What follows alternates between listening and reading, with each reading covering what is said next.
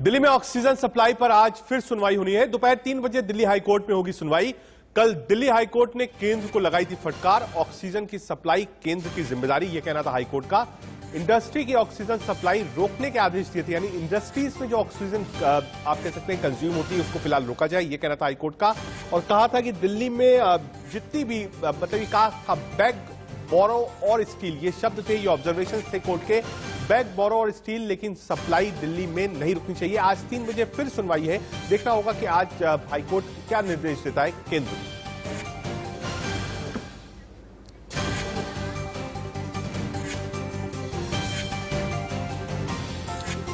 Court ने क्या कहा ये आपको बताते हैं कि कोर्ट की टिप्पणी क्या थी ऑक्सीजन वाले मामले को लेकर। उद्योगों को ऑक्सीजन की आपूर्ति रोकी जाए, यानी जो भी इंडस्ट्रीज है उनको जो ऑक्सीजन मिल रही है वो रोकी जाए। लोगों को मरने के लिए यूं ही नहीं छोड़ा जा सकता, ये कहना है। कोर्ट ने क्या कहा ये हम आपको बता रहे हैं कि कोर्ट की टिप्पणी क्या है। ऑक्सीजन की कमी एक गंभीर मुद्दा है, ये कोर्ट का कहना है। अस्पतालों में ऑक्सीजन भेजने के लिए डेडिकेटेड कॉरिडोर बनवाए, यानी कॉरिडोर बनवा दीजिए जहां भी ट्रक हो, ऑक्सीजन कैरियर्स हो, उनको रोका ना जाए। जो शिकायतें आ रही हैं कि कई राज्यों में जो दिल्ली के लिए ऑक्सीजन आ रही थी उसको रोका गया, उनका कॉरिडोर बनाइए, कोई ऑक्सीजन रुकनी नहीं चाहिए। संभव हो तो ऑक्सीजन को एयरलिफ्ट कराया जाए, यानी अगर इमरजेंसी है, दिल्ली में चाहिए, आपको हरियाणा से लाना है, यूपी से लाना है, साउथ से लाना है, एयरलिफ्ट करवाइए। ऑक्सीजन अगर चाहिए तो हर हाल में होनी चाहिए। मेडिकल से जुड़ी इंडस्ट्रीज को ही ऑक्सीजन दी जाए, यानी मेडिकल इंडस्ट्री जो है दवाइयां बनाती है, हॉस्पिटल से उनको ही ऑक्सीजन मिले। इंडस्ट्रियल यूज पर बिल्कुल रोक लगा दी जाए। ऑक्सीजन संकट का सच क्या है ये आपको बताते हैं। रोज की खपत है लगभग 3,842 मेट्रिक टन। डेली प्रोडक्शन कितना है, कितना प्रोड्यूस करते हैं हम? 7,281 मेट्रिक टन का प्रोडक्शन है। अभी स्टॉक यानी बैकअप स्टॉक क्या है? 50,000 मेट्रिक टन हमारे पास है, लेकिन लगातार जो डिमांड्स है वो बढ़ती जा रही है ऑक्सीजन की। भारत में कोरोना का वर्ल्ड रिकॉर्ड कहना नहीं चाहिए, लेकिन जो सच है वो सच है। ये शब्द कहते हुए लगता है कि शायद ये गलत रिकॉर्ड हम बना रहे हैं, लेकिन 22 अप्रैल 2021 को भारत में 3,15,478 नए केस आए हैं, जो कि सबसे हाईएस्ट है। 8 जनवरी 2021 की अगर बात करें तो अमेरिका में 3,07,581 नए केस थे, यानी अभी भी हमसे नीचे था अमेरिका। पुलकित हमारे साथ दिल्ली से है, शिवानी मुंबई से है और रवि लखनऊ से है। दिल्ली का रुख कर लेते हैं। पुलकित, एक्सपेक्टेशंस क्या है?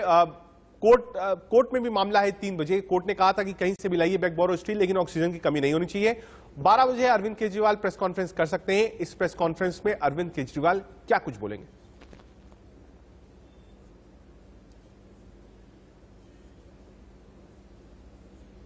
पुलकित, आवाज मिल रही है आपको मेरी?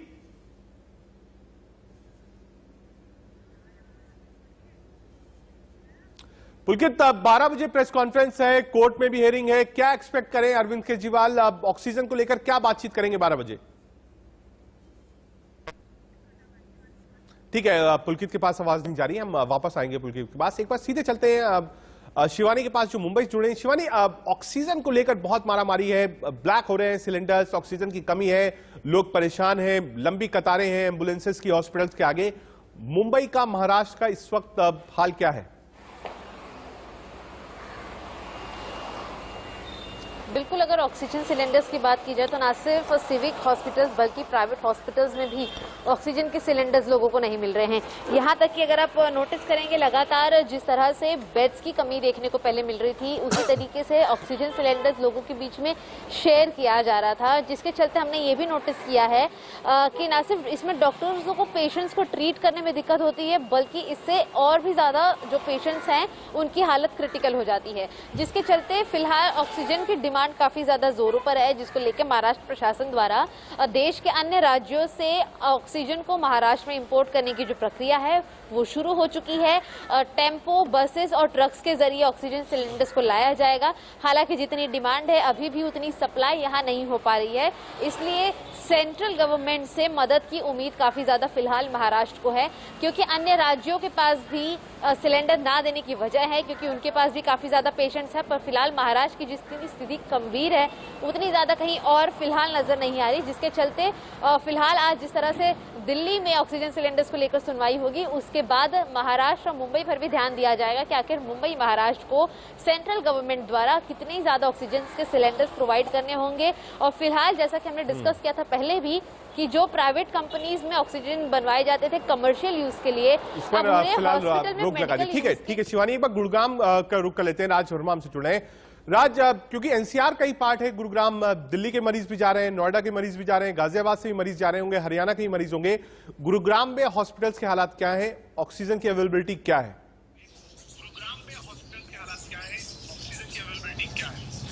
देखिए, ऑक्सीजन की बात करें तो ऑक्सीजन बहुत ज्यादा अभी परेशान नहीं कर रहा है गुरुग्राम को। ऑक्सीजन पर्याप्त मात्रा में हॉस्पिटल्स को मिल रहे हैं, तो ये व्यवस्था जरूर जिला प्रशासन और सरकार की तरफ से सुनिश्चित की गई है। लेकिन जो सबसे बड़ी मुश्किल लोगों के सामने आ रही है वो है कि उन्हें बेड नहीं मिल पा रहे। गुरुग्राम की बात करें तो देश का एक बड़ा मेडिकल हब के तौर पर भी जाना जाता है, लेकिन उसके बावजूद स्थिति ये है कि लोगों को बेड के लिए इधर से उधर चक्कर लगाने पड़ रहे हैं। फिर चाहे गुरुग्राम के लोग हो या बाकी दिल्ली एनसीआर के लोग भी कहीं ना कहीं एक उम्मीद ये लगाए हुए थे कि गुरुग्राम से शायद कुछ मदद मिल पाए। लेकिन बेड्स के मामले में जो एक व्यवस्थाएं होनी चाहिए थी वहां पर कहीं ना कहीं एक बड़ी परेशानी लोगों को हो रही है। बाकायदा जिला प्रशासन के द्वारा एक पोर्टल भी बनाया गया जिसपे रियल टाइम डेटा भी दिखाया जाता है कि किस हॉस्पिटल में कितने बेड है। अगर उस रियल टाइम डेटा की भी बात करें तो वेंटिलेटर्स की बात की जाए तो एक भी वेंटिलेटर फिलहाल अभी गुरुग्राम में मौजूद नहीं है। इसके अलावा अगर आईसीयू की बात करें तो सिर्फ 3 आईसीयू बेड गुरुग्राम में इस वक्त मौजूद है और 48 ऑक्सीजन बेड है। तो ये वो डेटा है जो कि एक पोर्टल पर मौजूद है। लेकिन अगर रियलिटी की बात की जाए इन तमाम हॉस्पिटल्स में भी, हमने भी कल रैंडम एक कुछ कॉल किए थे कुछ हॉस्पिटल्स में, तो सभी ने डिनाई किया कि उनके पास कोई भी बेड अवेलेबल नहीं है। राज, बेड की अवेलेबिलिटी में दिक्कत है गुरुग्राम में, आप बता रहे हैं। साथ ही साथ लेकिन ऑक्सीजन की प्रॉब्लम अभी गुरुग्राम तक नहीं पहुंची है। लखनऊ चलेंगे रवि के पास, लेकिन उससे पहले दिल्ली का एक बार फिर से रुक कर लेते हैं। पुलकित, 12 बजे क्या एक्सपेक्ट करें? अरविंद केजरीवाल क्या बोलेंगे और निगाहें कोर्ट पर भी होंगी। हाईकोर्ट क्या कहती है 3 बजे? देखिए, आज पूरा दिन ऑक्सीजन की लड़ाई में एक बार फिर से दिखाई देगा, चाहे वो मुख्यमंत्री हो चाहे वो कोर्ट में हो।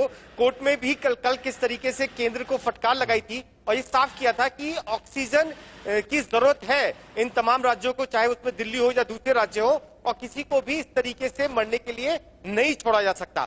वहीं दिल्ली के मुख्यमंत्री भी एक बार फिर से ऑक्सीजन का जिक्र करने वाले हैं अपनी प्रेस कॉन्फ्रेंस में, क्योंकि दिल्ली के कई ऐसे अस्पताल हैं जिसमें आने वाले 6 से 7 घंटे बाद ऑक्सीजन की कमी होने वाली है। और इसी का जिक्र एक बार फिर से मुख्यमंत्री करेंगे, क्योंकि मामला कोर्ट में भी है और मुख्यमंत्री भी लगातार केंद्र से गुहार कर रहे हैं कि दिल्ली का कोटा बढ़ाया जाए, दिल्ली को ऑक्सीजन दी जाए, क्योंकि न सिर्फ दिल्ली बल्कि दिल्ली, उत्तर प्रदेश, हरियाणा और आसपास के राज्यों के लोगों की भी देखरेख करता है। ऐसे में ऑक्सीजन की ज्यादा जरूरत उसे पड़ जाती है। जी ठीक है पुलकित, आपने बताया कि आज का जो दिन है वो लड़ाई करते हुए बीत जाएगा ऑक्सीजन को लेकर। इस वक्त महामारी है, इस तरीके की चीजें नहीं होनी चाहिए, लेकिन आज भी विवाद है। आप देखिए, सब लोग एक साथ नहीं है, काम नहीं कर रहे हैं, बात लोग जरूर कर रहे हैं कि सब लोग साथ में हैं, इस महामारी से लड़ेंगे, लेकिन उसके बाद भी विवाद है और नया विवाद है अगर किसी चीज पर तो वो ऑक्सीजन का है। एक बार लखनऊ का रुख कर लेते हैं। रवि, लखनऊ में ऑक्सीजन का स्टेटस क्या है? क्या प्रोक्योरमेंट जो है वो हो रहा है? क्या बेड्स की अवेलेबिलिटी है? इस वक्त लखनऊ के हालात क्या है? देखिए, बेड की तो अभी भी कमी है। अगर बात करें तो जो जितने भी अस्पतालों में व्यवस्था की गई थी वो ज़्यादातर पूर्ण हो चुके थे। कुछ बेडों को बढ़ाने की जो बात है वो सरकार की तरफ से कही गई थी। करीब 1600 बेडों के 3 अस्पताल जो हैं वो तैयार किए जाएंगे, लेकिन उसमें थोड़ा सा भी वक्त लगेगा। लेकिन उसके अलावा अगर बात करें तो चाहे बलरामपुर अस्पताल हो, KGMU हो, इनको पूरी तरीके से कोविड के इलाज के लिए कर दिया गया है। उसके अलावा कुछ और अस्पतालों को साथ में लिया गया जिनके साथ कोविड का जो इलाज हो किया जा रहा है। उसके बावजूद भी ज़्यादातर ऐसे मरीज हैं जिनको अभी भी बेड नहीं मिल पा रहा। ऑक्सीजन को लेकर लगातार मारामारी हो रही है। जो लोग घर में आइसोलेट है उनको भी कहीं ऑक्सीजन की दिक्कत हो रही है। अस्पताल में जब बेड नहीं मिल पा रहा है तो वो चाह रहे शायद उनको घर पे ही ऑक्सीजन सेंटर मिल जाएगा, उसके लिए बड़ी मारामारी हो रही है। हालांकि इसके लिए सरकार बेहद ही सख्त कदम उठा रही है और साफ तौर पर उन्होंने कह दिया है कि जो ऑक्सीजन की कालाबाजारी वो नहीं होना चाहिए। उसके अलावा जो जीवनरक्षक दवाएं हैं उनकी कालाबाजारी नहीं होनी चाहिए। जो आम जनता है उसका मनोबल इन दवाओं ऑक्सीजन को लेकर नहीं गिरना चाहिए, इसका ध्यान रखा जाए। वर्चुअली खुद ही मुख्यमंत्री लगातार मीटिंग में ले रहे हैं और लगातार समीक्षा भी कर रहे हैं ताकि जो कोरोना का संक्रमण बढ़ रहा है, जो लोगों को दिक्कतें आ रही हैं, उन दिक्कतों को किसी तरीके से दूर किया जा सके, इसको लेकर काम हो रहा है। लेकिन हालांकि अगर बात करें तो ऑक्सीजन की बड़ी मारामारी है, साफ तौर पे जो बेड है उनकी मारामारी लगातार देखने को मिल रही है। ठीक है रवि, आप रहिए हमारे साथ पुलकित भी है, शिवानी भी है। हम वापस आपके पास आएंगे। महाराष्ट्र में आज रात 8 बजे से 1 मई तक कड़ी पाबंदियां इंपोज कर दी जाएंगी। शादियों में मात्र 25 लोगों को इजाजत होगी। सरकारी दफ्तरों में 15% कर्मचारी ही आएंगे। सरकारी बस 50% की कैपेसिटी पर चलेगी। नियम तोड़ने वाले पर 50,000 रुपए का जुर्माना रखा गया है। महाराष्ट्र में 24 घंटे में 67,468 नए केस आए हैं, 568 मरीजों की मौत हुई। आज रात 8 बजे से कड़ी पाबंदी। शिवानी, अब 50,000 रुपए का जुर्माना रखा गया है। पैंडेमिक में जहां एक तरफ पैसा नहीं है लोगों के पास, जहां लोग परेशान हैं, व्यापार ठप है, लोग लड़ रहे हैं, उस समय पर 50,000 रुपए का जुर्माना ठीक है। डराने के लिए आप कोई और चीज रख सकते थे, सख्ती के लिए रख सकते थे। 50,000 की फिगर रखने की क्या जरूरत थी? जी बिल्कुल, आपने बहुत बड़ा सवाल उठाया ये कि इतनी बड़ी रकम रखने की जरूरत क्या थी। इसका एकमात्र लक्ष्य होगा लोगों को डराना। हालांकि जब से लॉकडाउन की प्रक्रिया शुरू की गई है या कर्फ्यू की प्रक्रिया शुरू की गई है, जिन जिन लोगों ने रूल्स एंड रेगुलेशंस को ब्रेक किया है, पहले बार में उन्हें सिर्फ और सिर्फ वार्निंग और हिदायत देके छोड़ा जाता है। तो कह सकते हैं कि शायद 50,000 का जो जुर्माना है वो लोगों को ना भरना पड़े। लेकिन इसके अलावा जो दूसरे लॉकडाउन के नियमों को लोग ब्रेक करेंगे की जो फाइन पेनल्टी है वो 10,000 रुपए की है। यानी कि जैसे अगर आपने फिलहाल 50,000 का जुर्माना भरा क्योंकि आप शादी के हॉल के अंदर अपनी जो रूल्स एंड रेगुलेशंस है उसको ब्रेक कर रहे हैं, इसके अलावा थूकने पर, मास्क ना पहनने पर या फिर किसी भी पब्लिक प्लेस पर वायलेंस क्रिएट करने पर भी 10,000 का जुर्माना भरना होगा। फिलहाल लॉकडाउन का असर कुछ इस तरह से तेज हुआ है कि जो व्यापारी वर्ग है मुंबई के अंदर, वो अभी भी लॉकडाउन के इस कायदे कानून से खफा है, जिसको लेकर आज सीएम उद्धव ठाकरे की 4 बजे इस पूरे समूह के साथ बैठक होगी, जिनमें वो लोगों को रिक्वेस्ट करेंगे कि कुछ दिन तक यानी कि 1 मई तक के लॉकडाउन को वो सपोर्ट करें। लेकिन व्यापारी वर्ग ने पहले से ही अपनी तीखी टिप्पणी फिलहाल लॉकडाउन को लेकर दिखाई है। उनका यही कहना है कि अगर सीमित वक्त के लिए दुकानें या शोरूम्स या मॉल्स खुले होंगे तो उसमें ओवर क्राउडिंग भी ज्यादा होगी। साथ ही साथ दिन भर बंद रहने की वजह से व्यापारियों के साथ साथ पूरे राष्ट्र को काफी ज्यादा इकोनॉमिक स्तर पे काफी ज्यादा आर्थिक तंगी का लिया है। 50,000 का ठीक है, सरकारें फैसला ले सकती हैं और ठीक है, लोगों को डरना चाहिए। लेकिन अमाउंट को लेकर शायद मुझे लगता है कि इस पर एक बड़ी बहस होगी और राजनीतिक पार्टियां सवाल उठाएंगी। शिवानी, पुलकित, रवि, आप सब हमारे साथ रहिए। शिवानी की एक रिपोर्ट आपको दिखाते हैं जो कि मुंबई के वैक्सीनेशन सेंटर से है। क्या हालात है वैक्सीनेशन ड्राइव का, देखिए रिपोर्ट। जो आंकड़े हैं प्रतिदिन अपने पुराने आंकड़ों की रिकॉर्ड्स को तोड़ रहे हैं। इसी बीच में मुंबई और महाराष्ट्र की बात की जाए तो न सिर्फ बेड्स और ऑक्सीजन की कमी बल्कि वैक्सीन की कमी भी एक बहुत बड़ा विषय बन गई है। फिलहाल हम खड़े हैं मुंबई के बीकेसी जम्बो वैक्सीनेशन सेंटर पर, जो मुंबई का सबसे बड़ा वैक्सीनेशन सेंटर है। और फिलहाल यहाँ की जो तस्वीरें हैं वो आज काफी ज्यादा भयानक है। यहाँ की जो भीड़ है अक्सर से कई गुना ज्यादा के रूप में हम देख पाएंगे, जिसकी वजह ये है कि लगातार वैक्सीन की शॉर्टेज की जो खबरें सामने आ रही हैं उसको लेकर लोगों के अंदर कहीं ना कहीं ये घबराहट भी है। फिलहाल आप देख पाएंगे कि जब वैक्सीन की कमी होती थी तो कुछ ही लिमिटेड समय में वैक्सीन देकर वैक्सीनेशन सेंटर्स को बंद कर दिया जाता था, जिसके चलते कई बार लोगों को खाली हाथ निराशा के साथ लौटना पड़ता था। लेकिन फिलहाल आप देख पाएंगे कि जो लाइनें लगी हैं, 2 अलग अलग वैक्सीन, कोविशील्ड और कोवैक्सीन लेने के लिए अलग अलग लाइनें लगी हैं। जहां पहले बहुत ही सुचारू रूप से लोग डायरेक्टली अंदर जाते थे, अपना रजिस्ट्रेशन कराते थे और आधे घंटे से 35 मिनट के भीतर उनका वैक्सीन लगाने का काम हो जाता था। पर फिलहाल अगर आप देखेंगे तो लगातार ये जो भीड़ बढ़ रही है, इससे एक बात जरूर साफ हो जाती है कि वैक्सीन की कमी को लेकर कहीं ना कहीं मुंबईकरों में घबराहट की स्थिति है। हालांकि प्रशासन द्वारा लगातार यही बताया जा रहा है कि वैक्सीन जल्द से जल्द मुहैया कराने की कोशिश की जाएगी। देखना यह होगा कि जब 1 मई से युवा वर्ग यानी कि जो 18 वर्ष के ऊपर है वो वैक्सीन लगाने के लिए यहाँ कतारों में खड़े होंगे तो किस तरह की स्थिति यहाँ पर देखने को मिलती है और उस पर प्रशासन किस तरह से कंट्रोल करता है। कैमरा पर्सन राजू शर्मा के साथ शिवानी मिश्रा, इंडिया न्यूज मुंबई। ठीक है शिवानी, आपने बताया वैक्सीनेशन ड्राइव कैसे चली है। एक बार वापस चलते हैं, रिपोर्टर्स का रुख कर लेते हैं। पुलकित, ये वैक्सीनेशन ड्राइव थी जिसकी रिपोर्ट हमने मुंबई से देखी। ये लॉकडाउन को और सख्त कैसे किया जाए ये शिवानी बता रही थी। दिल्ली में जो ये लॉकडाउन किया गया है, आप कह सकते हैं कोविड कर्फ्यू लगाया गया है, उसका असेसमेंट क्या है? क्या लोग मान रहे हैं? क्या जिस सोच के साथ लगाया गया है वो हो रहा है? और वैक्सीनेशन प्रोसेस जो है वो दिल्ली में, उसका परसेंटेज क्या कहता है? पुलकित, देखिए रजत, अभी करीब दिल्ली के अंदर 50,000 के आसपास डोज पर डे दी जा रही है। थोड़ा वैक्सीनेशन प्रोग्राम स्लो दिख रहा है, उस रफ्तार से नहीं था जैसे कि पहले था, क्योंकि पहले करीब 70 से 80 हजार डोज पर डे दी जा रही थी, लेकिन कल का जो डाटा था वो ये बता रहा है कि 50,000 डोज कल दी गई हैं।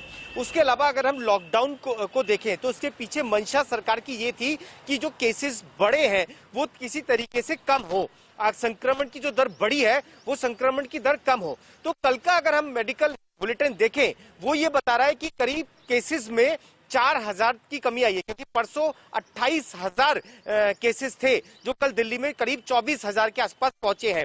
और सरकार ये आकलन कर रही है, ये मानकर चल रही है कि अगर लॉकडाउन कामयाब रहा तो लॉकडाउन खत्म होते होते दिल्ली में केसेस 20,000 से कम हो जाएंगे। और यही कोशिश थी, यही मंशा थी पीछे, क्योंकि अस्पतालों में बेड्स नहीं है। जब मैं आपसे बात कर रहा हूं तो आईसीयू में वेंटिलेटर बेड्स मात्र 4 बचे हैं। दिल्ली के अंदर मात्र 4 वेंटिलेटर बेड्स हैं और पेशेंट की संख्या बहुत ज्यादा है।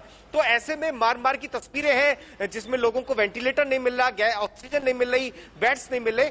इसी को रोकने के लिए ये लॉकडाउन लगाया गया था।